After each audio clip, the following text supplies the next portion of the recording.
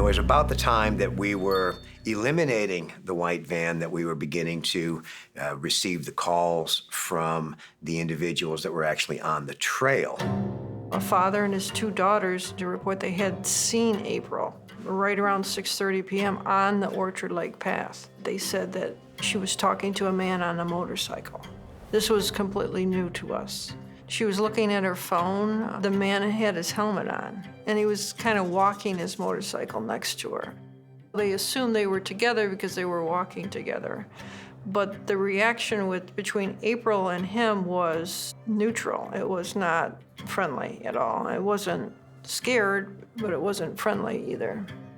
The witness, he is a dirt bike guy and was able to describe very clearly the type, the make, the model.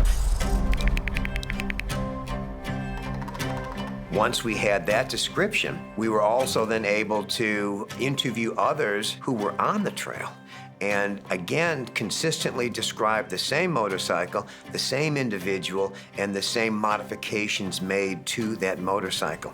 Now our investigation changed completely from a white van or to someone she knew to a man on a motorcycle.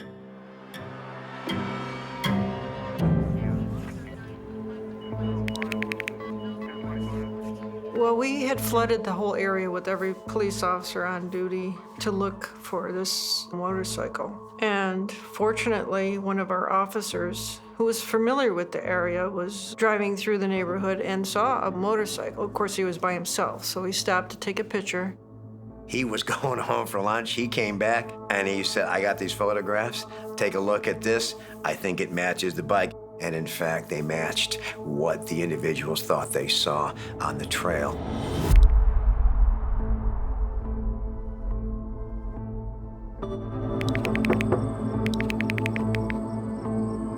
We knew nothing about James McKillis except that he didn't have any kind of record, and he was cooperative when talking to police. I showed him the motorcycle and showed him the helmet he had on and described his clothing. He told us that he was wearing a white shoe, but even a layman could tell by looking at the shoes that they didn't have the same herringbone pattern.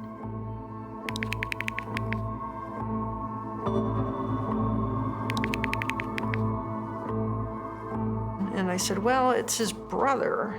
So obviously a brother can lie for somebody, so why don't you just ask for his phone? And his phone actually put him in the village of Armada during the time of our murder.